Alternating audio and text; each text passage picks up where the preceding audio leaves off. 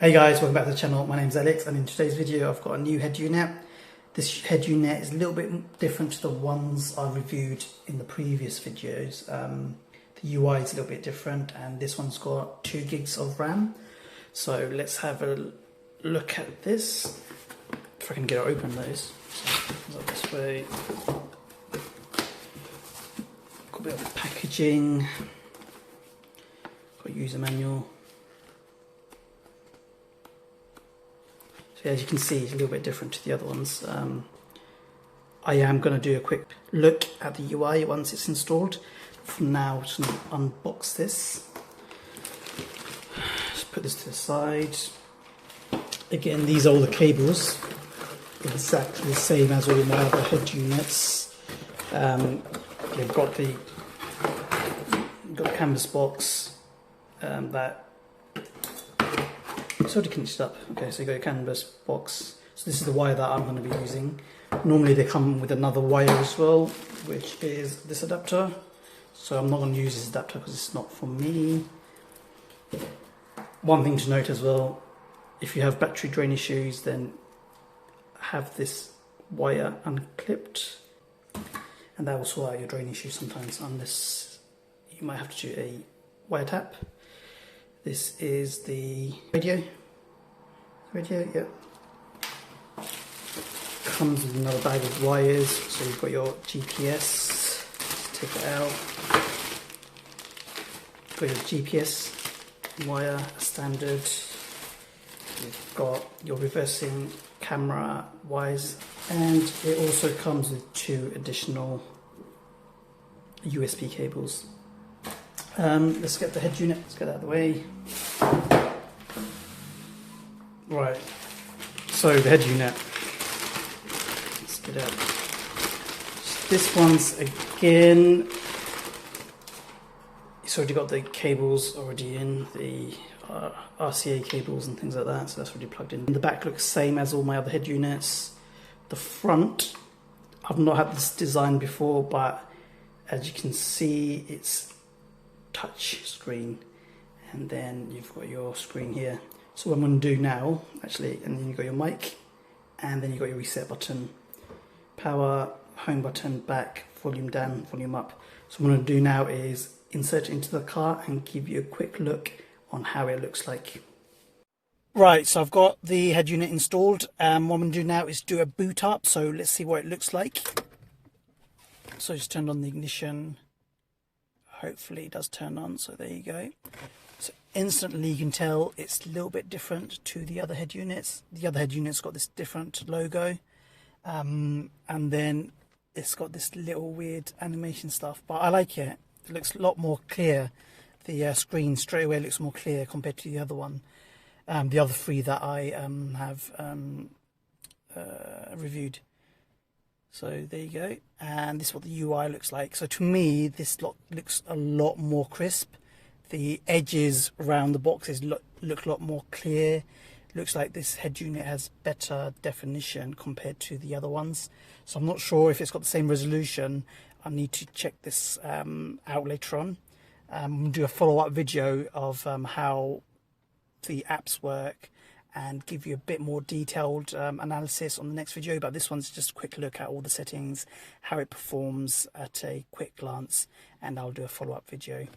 So let's have a look. So initial thoughts, it is very smooth. Like I said, this one's got 2 gigabytes of RAM, so I think this is helping with the smoothness of it, and I like the whole design of it. So let's see what we've got. So volume up, volume down, working fine. The steering working fine as well. Got your mute, unmute. If I press the call, it goes to the Bluetooth, so it's not set up yet, but that's all working fine. You've got your brightness, not sure what I've done there. So it comes back. You've got your tasks, etc. And I think this one's got multi-screen, so I'm going to try that out. Let's try going to Play Store, going here, and then hold that split screen. So my other head units didn't have that, so The reason why I wanted this head unit was I wanted to have my maps and then maybe some other app here like music, etc. So with my other head unit I wasn't able to do that, so what I had to do is have my phone mounted up for maps, for instance, and then have some other device, some other apps for whatever I wanted, like music player or Talk Pro or things like that. So what this does now is gives me the opportunity to have things like maps and also Talk Pro, so I can keep an eye on those logs, those critical torque, boost pressures and things like that. So this is quite useful. So it's a major plus on this head unit. So what I'm going to do is go car info. I've not had a look at all these kind of stuff, so at a glance you can see all of these stuff is working fine as well. Let's turn the engine on and see what happens. So it's picking up the RPM, change it to mileage, so that's my mileage. A little bit out on here, but seems like it's working fine, so I'm pressing the volume button. With speed in miles as well. Let's go back to the home screen, see what else we got. Okay, let's try on the radio, see how that sounds like. Put the volume up.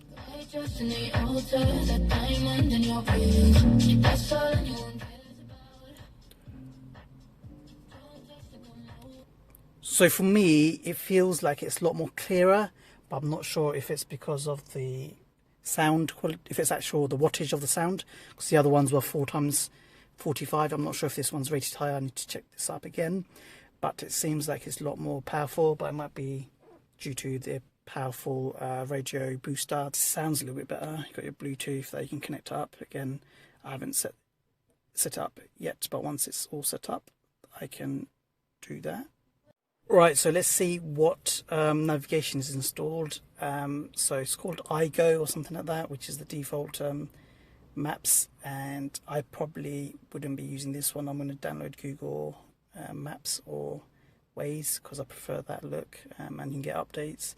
This one seems a bit laggy and it's not my cup of tea, so I'm going to remove that. But that's the thing with Android, you can download any apps you want, which is a good thing, but for me this is definitely going to go.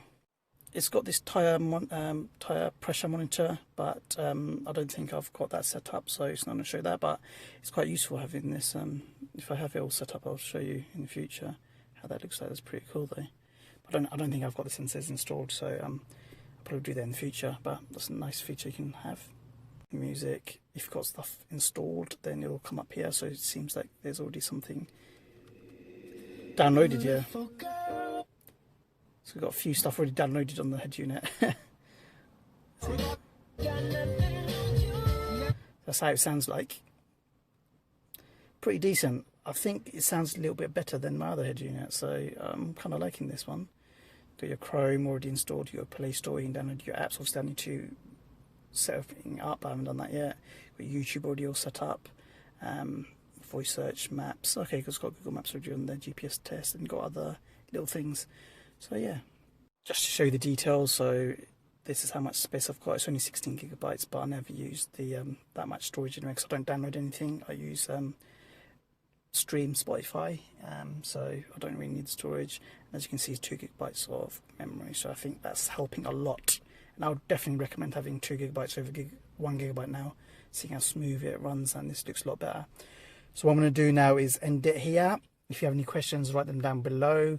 I'm going to do a follow-up video in full with downloading different apps, playing games on it, putting Spotify on there, and other little things. So if you guys want to see certain apps, then just let me know, and I'll do a full video on this video, on the next video, and you guys can see how it performs. So for now, I'm out. Remember to like, comment, subscribe. I'll see you guys next time. Peace.